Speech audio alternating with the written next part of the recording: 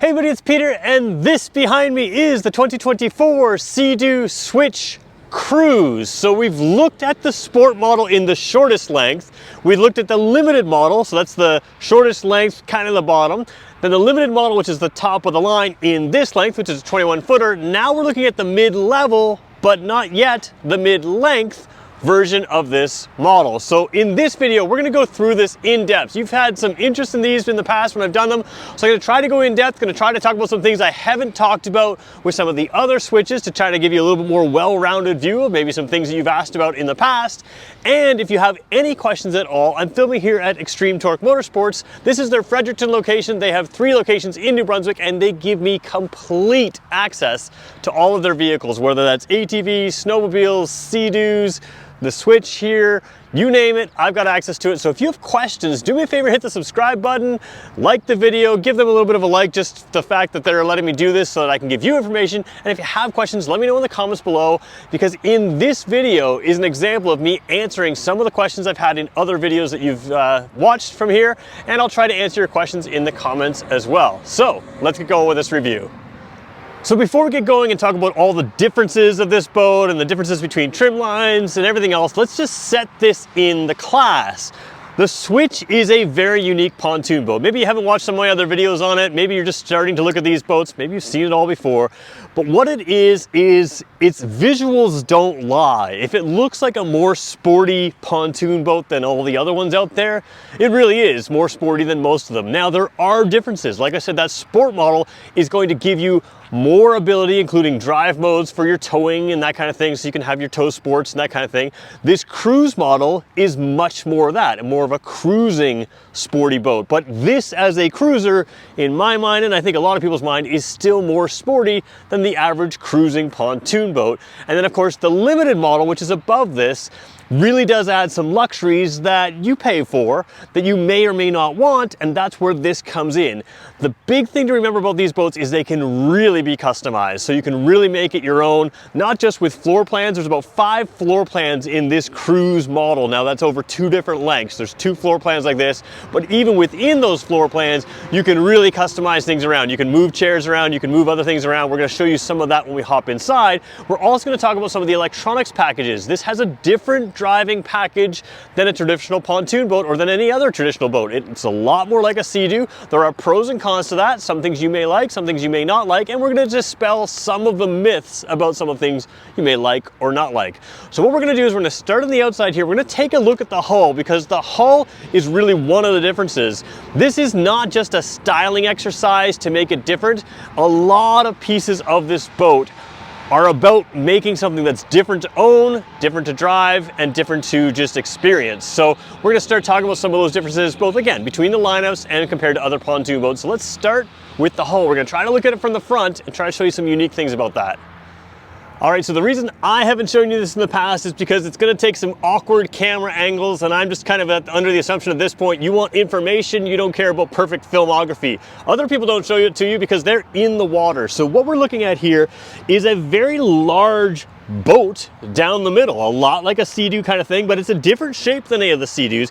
But the center pontoon is much larger than the side pontoons. It's also, and that's where it's a little hard to tell, much deeper. It's down over here, so down like into the trailer section here, where you can see this part is above the trailer section on the beds there. So the side pontoons are much higher. What that's going to do is give you that performance of a sport boat that leans into the turns very well. Now, as you know, a trimaran type pontoon boat is not unique in the class, but the way this goes about it is a little different. There's definitely a different shaping to the hull here, and it's this plastic type material rather than that steel kind of ugly, you know, tin can pontoon kind of looking thing. So you have some styling, but you also have some practicality and a lot of toughness in there as well in the way this works. Now that's going to give you a lot of stability on the water, but also, like I said, that feeling of handling, that ability to drive this thing quite a bit faster than the average pontoon boat. So we've got a different hull here. That's there for a purpose. Let's go to the back side and talk about some differences there as well.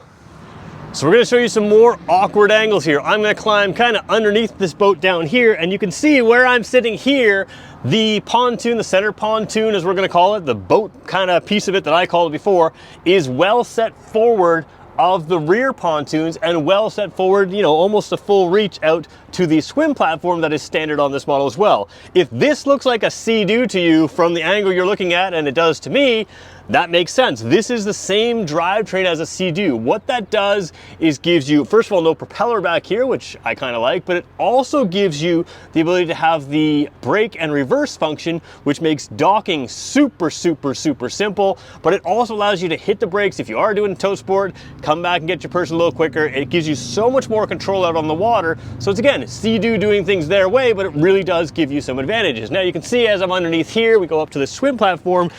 Of course, the boat's sitting on a trailer here.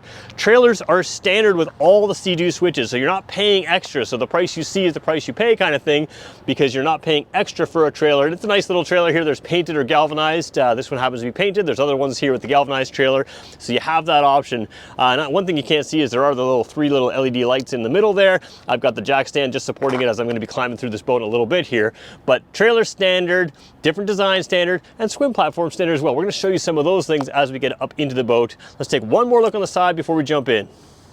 So within the pontoon category, there's a lot of different materials. Obviously, this is completely different material boat, but just one thing worth noting is the sides here are a flexible, just a sort of, you know, thin plastic, a lot like a Jeep Wrangler soft top is kind of how I sort of feel like. I used to have a couple Jeep Wranglers. That's kind of what it feels like to me. But out the front here, you still have some hard panels up front and up top. So while you can't really lean against the side here, you do have a solid structure along the whole way. And there are ways to mount different pieces to the rails along there, but you have nice visibility through here. So instead of having the walls that they often have on regular pontoon boats, you have some extra visibility. And the way the seating is set up, you don't have to worry about sort of leaning into this stuff here. So it is a little bit different material. I kind of like it. It's all very lightweight, and like I said, it just kind of gives you that open boat feeling, even though it's a pontoon boat. So let's jump inside. I don't know if you can see from your angle right there. My watch is my viewfinder, but let's just kind of move the camera over here.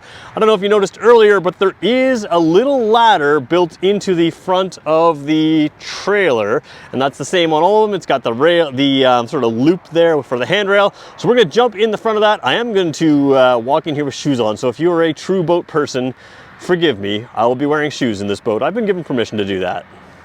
So taking a look at the front of the boat here, again, I'm going to use that ladder here. Now again, I'm about 6 feet tall, so if you want to go to the top step, you can. I don't have to. I can stand on sort of the lower step or the middle step. There's 3 steps there, and then you get into the boat here. But the way to, actually, I'll go 1 step up. The way you get in this boat is you lift this door up like this, and it's, there we go. A little bit stiff for me for a second just because I'm on the wrong angle trying to film it, and then it sort of locks in place. So we'll show you that from the inside, but then you can see as we look down the aisle here, this is set up as a nice kind of open kind of view there. So we're going to take a look from inside the boat, looking out now, as we show you how that door locks in place. All right, we are on board this boat now. So just quickly, we'll show you before we close that door, there is a little spot here for an anchor. Now the anchor is not included as part of an accessory. This is tethered. You can see on, I don't know if you can see, but on the left side here, it is tethered down. So this panel is not going to go anywhere, but you do have the option of putting a anchor in there. I would think that should be standard equipment. That's an accessory you should get with everyone, but it's just a really logical spot to put that anchor, just to, you know, have it accessible from both outside the boat. If you go to a soft, you know, nice sort of beach area and you're just in shallow waters, you can just pull it out from the front. Or if you're in, you know, deeper waters, you can still reach from the inside there. So to close this here, again, I struggled with it a little bit because I was trying to film it, but you can see if you lift this up square and drop it in place like that, easily secures there, and that's how that door is shut. You will notice on the switch that there are a lot of panels like this with these little circular kind of attachment points. That's a real key piece to this boat, because everything from the cup holders on the side to seats and everything else can be mounted into those things, including a number of accessories from coolers and all kinds of things. So you can continue to add to this boat as you move on and change things around. So we're going to talk about some of that as we look our way back. So I do have my camera set to the wide angle view. It's going to skew the views at the edges. It's going to make the boat look extra long. But just so you know, those squares you see along the floor, they are 10 in length from this one here plus 11, I guess, if you consider where this seat is. But in front of the seat, 10 squares in length there. The last 8 squares, so last 4 squares in length, all have those attachment pieces there. And then in the center section here, there's no real attachment pieces. So the front is basically fully configurable. The back is somewhat configurable around the outside here, and of course where those seats are. And you can add all kinds of accessories. We can talk about that in a second. But one thing you have here, and it's not going to show really well because of the wide angle camera, I am about 6 feet tall. This is a much lower section here. I'm putting my hands in the air. My hands in the air flat to the ceiling is underneath the bimini here. And then you still have like a towel holder section up in this section, which again, at 6 foot tall, you've got plenty of space here. So you've got a lot of room on this boat. Now in Canada, this boat holds 9 people. In the States, it holds 10 people. The shortest one I was on was about 4 or 5 people. So it's considerably more people and lots of comfort for that. So let's start taking a look at some of the comfort you get up here as we switch the camera around again. All right, this is a little bit of false advertising, false marketing, I guess you could call it here, because I'm keeping that camera in the wide angle. But I will show you again, I'm about a 6-footer here, and you can see how much space there is here. This is a very comfortable backrest, even with my legs stretched out. There's still an extra seat beyond that. So you really need about, 2 seats to be comfortable for the average person. 3 gives you full comfort. I could easily lay down on this section here, and you could have a full lay down section in the front. These seats don't look like the overly luxurious seats that you see in many of the pontoon boats, where they're one big lounger in the front. But the problem with some of those big lounger type things in the front is you don't have the flexibility. If you want to go fishing, you can take all these seats out and have this massive front platform all to yourself. If you want to take a few less people or the dog or whatever else, again, you can take these seats out, you can do stuff. We're going to show you how you do that in a second. But one thing you're getting here is a lot of flexibility, not just for what you want to do, on a summer or on a vacation, but as your life changes. Maybe you're going out with more people, maybe you're taking less people, maybe you're taking different kinds of things. Maybe you just want to take that tube out here and have it in the front without having any of these seats here. You can do all that, or you can just move things around, put a U shape around the front. Lots of options for you. So these may not look like those lounging type things, but they are, to me, just as comfortable. And then they also allow a lot of flexibility. Now, one thing you're not seeing here is, we'll switch to the regular view again as I step around to the camera here. I was going to keep that all in one shot, but I messed it up, so we moved the camera here. So as we take a look right here, you don't see is any padding on the floor. Now the limited model does have the padding in the floor that is standard here. It also has LED lights in the floor, so you're not getting that from the limited model. I did a video on that one already, but I think to a lot of people, you're going to go for practicality and cost savings over that. So if you wanted this to be a lounging area, all of these squares can again have a soft padding on the floor, and you can make it a full lay down area as well. So very cool with options. Let's flip the camera around from the center of the boat here and look at the rear of the boat and some of the seating in there. All right, we're cheating again. We're gonna go full wide angle just to show you this view here, and that's really just to show you that there is a couch here with a 3-person view. Now remember, when I was sitting there up against the couch, I only needed 3 seats to comfortably sit with my backrest against the back here and have my legs poured out there.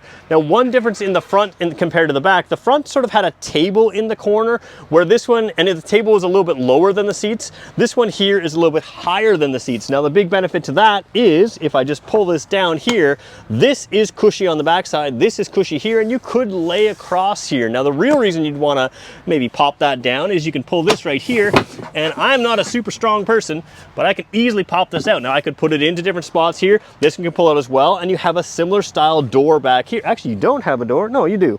Oh, maybe it could be a door. I don't believe it's a door, but the point is you can easily step through to that swim platform there, which also has a number of accessories to latch things to. So again, with this folded down, you can put it there. If you want to know how hard it is to put back, first of all, if you can lift a toddler, you can lift this. It's not heavy. Like I said, I have a physiotherapist who doesn't want me lifting too many things. This is just not an issue. So once it's in, you push that yellow latch in there to put it in, and you push this, pull that yellow latch out there to put it back in place, and it is secure as can be, and you can sit here and enjoy things. So again, as long as it's all latched in place, no problem, easy to lift, and there is some storage in and around here as well, including underneath these areas there. So lots of storage. Underneath the center, you have some engine access pieces in case you're looking at the handles on the ground there, so you can do some easy service on this. And then there's the swim platform. So let's bring you in a little closer, show you the swim platform before we go to the cockpit and show you some of that. So taking a look at the swim platform, again, I'm looking for in the boat, so there is a little bit more kind of squared off down there, you can kind of see it along the edge right over here. But I'm just gonna take a look there. One of the things you have here, and we're going to zoom into it for a second to see if you can kind of see what I see. Again, filming it never works perfectly, but if you zoom in there, you can see the little link mounting system. So again, on the side of this area, it says link, L-I-N-Q. One of the key things that Can-Am, Sea-Doo, all of those things have is this mounting system that is universal to a lot of their vehicles. Everything from their three-wheel Spyders, to their ATVs, to their snowmobiles, to their jets, or to their Sea-Doos, including the Sea-Doo switch boat here. You have various components that can mount to that. So if you want to stick the cooler off the back end, if you want to stick some storage things off the back end, there's so many accessories that can mount into that, that you have some extra ability to use that not just as a swim platform, but also as a you know, as an accessory mounting position. Now there is a ladder that tucks right into this side over here, and it comes out and comes down. So again, you're always away from the sort of jet drive system, but of course the jet drive is well inside the boat as well. So makes me feel very safe on this boat, especially when you get people coming in and off the back end. Let's take a look at the cockpit now. Actually, before we do, we'll look at one more thing before we the cockpit. I'll cut it so I don't have to have a unsmooth camera transition here. So just staying fully wide angle, in the center of your screen there are the two rear seats, the one which we folded down and this one which we removed in the past, so we could put those backrests back up. And this is the cup holder section behind. Now the other cup holder section is basically, the ones at the front are basically the exact same piece as this plastic piece, but it has another inch or so plastic mounting thing on top, which is a tray. Actually, you can kind of see that plastic tray if we zoom right in there. See that sort of lighter color on top of that opening there? That is basically a cup holder tray. Now in this section here, you can see it's that pillow type section for those extra cup holders inside. You can see this one has that storage built in, and it also has a yellow tab down the bottom there. So again, that allows you to take these tabs and move those pieces around, not just in the corners. You can put them anywhere where there is this type of attachment there. So lots of options to move that around, some storage pieces. Pretty much everything is movable except for the cockpit. So let's show you that cockpit right now. So I don't love filming in wide angle because it does make the space look bigger and skew the edges and that kind of thing, but it's just the best way for me to show you what you've got right here. Now we talked about immovable pieces. First of all, this whole section here is sort of latched to the boat. It is solid. It does not have a steering wheel. We're going to talk about that in a second. One thing worth noting is, depending on the model, you will sometimes have this extra piece here. Can't remember what it's called, leaning, whatever special seat there. Again, I haven't used the word stern and bow and port and starboard, and I've said cockpit instead of helm, so I didn't grow up in a yacht club. You have to forgive me for some of my language. Plain language is the way I like to call it. But again, this model here has a very comfortable seat to sit like this, and this piece here, I don't know if you can sort of, yeah, you can see my feet there. My watch is my viewfinder. You can see it's a very comfortable seat to just lay back in. So you don't have to be up high to see over the edge, because again, those plastic windows, like in a soft top Jeep, they are out front. So you can see quite a bit just from this position here. But of course, if you need to stand tall and sit tall, you can do that right here as well. And you have this Sea-Doo style controls here. Now let's talk quickly about why you've got this. A lot of people said, can I get this with a steering wheel? To the best of my knowledge, no. People think you have to drive this with two hands all the time. You don't. You can just kind of do everything from the left side, the right side here, but you do have the option of putting your left side on and having the controls at hand. I think a lot of people think this is going to be uncomfortable to drive. It's not. It also has a cruise control in these boats that allows you to kind of maintain some speed and that kind of thing, which is going to keep things simple. So you're just kind of resting your hand on there, keeping things simple. It's just a very comfortable environment, and there are sort of triggers in here. We're going to show you that view now from that side, sort of from up top, just to show you how these things work. So looking at things from the opposite side now, sort of from the front here, you can see if we zoom into the throttle side, that is your throttle. It's a trigger type throttle that you pull with a couple fingers. And I know it seems strange at first, but it's actually very intuitive and it makes sense. Now the other trigger on this is on this side. It's actually a different style. It's a different sort of shape there. And that is your intelligent brake and reverse. So what this does is it pulls over a cover over the jet drive and allows you to kind of have a neutral type setting and then a reverse type setting. So what that does is you can use your one side throttle. If you wanted to reverse this boat, use the one side throttle to give it some power, and this side to put it backwards. And what it actually does is it allows the boat to almost move sideways for docking. It makes it very, very simple. This is one of the easiest boats to dock, so you don't have to be intimidated by going for the 21 footer instead of a smaller size, maybe because you're nervous about docking a larger boat. It's very, very easy to drive. And again, it's Sea-Doo saying, hey, we've got some really good technology that works really well on our Sea-Doos. Let's move it to a boat and make it make sense. And I think a lot of people will find that it is actually, even though you may be used to a steering wheel, this actually gives you more and better control. Now, there are some electronics that we should talk about here, so let's just flip the camera around and show you that as well. So without turning the boat fully on, I would like to only do that on the water. You do have various levels of control in here. Now on the higher end boats, you have a full 10 and a quarter inch screen, excuse me. It's a color display screen. You don't have that here, but you still have a lot of the controls here. There's your stereo system here, there's a 100-watt stereo system here. And as we go back out to the controls, the handlebars, I guess, you do have some of that vehicle speed control, that sort of cruise control type buttons there. And you have an identical switch with different functions to go through menu items and other things on the other side there. So again, everything is at hand. We'll try to move the camera back just a little bit here, and you can see just below everything is some of your traditional lighting and other type controls down on traditional switches. There are some dummy switches to put extra things in yourself or to put extra accessories here. And then one other thing worth pointing out, we'll just kind of zoom out a little bit, is the top piece here. You can sort of see this little handle on here. This is a spot where you can put extra items down here. You know, it's fairly deep. It's about my fingers pointed to there, so that's kind of the depth you have in there to throw some extra things in there. You know, cell phones. Well, actually, let's see if it has a USB port. It does not. So there is, I believe, an accessory USB port available on this trim line, and that's kind of what this cruise model is all about. Giving you flexibility, not overly luxurious, but certainly a lot of features here for the dollar that I think make this boat really worthwhile. So let's talk about if this boat is right for you.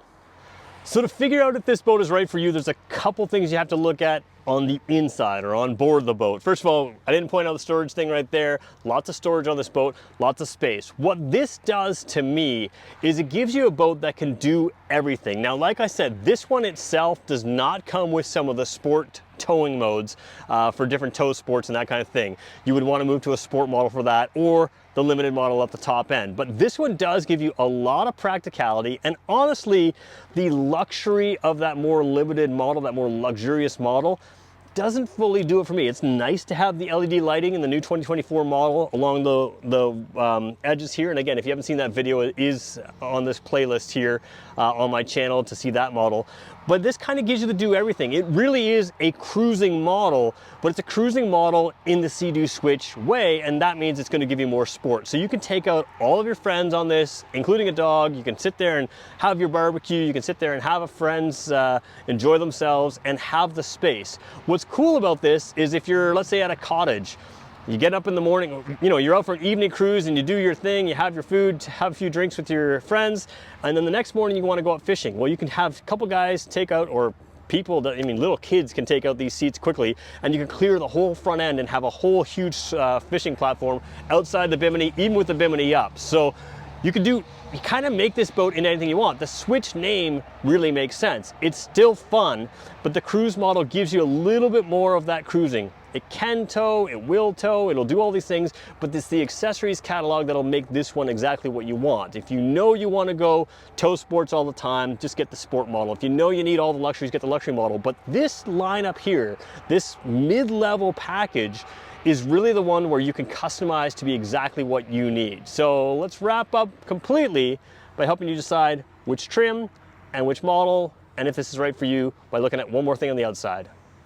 So I switched to the semi-sunny side of the boat to show you the one thing you have to be ready for before I talk about a couple of things that I missed sort of on purpose. All right, one thing you have to be ready for if you own this boat: this is not a fly under the radar boat. It looks gorgeous, it looks great in person, and looks unlike anything else on the water, or in this case on the road if it's on the trailer. So it is a boat that if you run into people, it's going to require you to have a bit of a conversation. People are going to ask questions about it. And of course, there are some differences. That helm design with the handlebars, there's lots of things there to talk about. And you have to be ready to say, hey, this is my kind of boat. It's something different, and different is better. We haven't seen a lot of innovation in some of these things in a long time. And Sea-Doo really innovates with their way they can put the seats, the way they can, you know, customize things around, everything underneath the boat, the controls, all of that, it is there. So a lot of things to talk about if you want to talk about your boat. Now, a couple things I sort of downplayed. I talked about this thing not being a towing boat because of the drive modes. It does come standard with a tow hook at the back to hook up your tow sports to. You can put in a sort of a GPS system, a 7-inch Garmin GPS in there. It does not have the transducer, the depth finder that you would have on the limited model, or the limited model, top end model. So again, all of these things can be covered with accessories, but I really think that this is, for most people, the starting point. That mid-level line is that starting point of where you can look at what you want. You can always move down if you don't need some things. You can always move up if you want to add to, if you're going to get a number of accessories anyways and they're already on the top line. But this one, I think here, is the real sweet spot. Like I said, 5 floor plans in this model, 2 in this length, and then within those floor plans, a lot of customizability right there. So let me know below if this is the boat for you. If you have questions, again, I haven't done that sort of mid-size. We've done the mid-line model, but not the mid-size model. So if you want to know more, I'm gonna at least do that, and I'll continue to make more and more if you guys have questions. So I wanna thank everybody for watching. Do me a favor, if you made it this far, hit the subscribe button. We're gonna have more of these anyways, and give it a like, and maybe leave a comment for Torque Motorsports for giving me access to these boats. I wanna thank everybody for watching. We'll talk to you in the next one.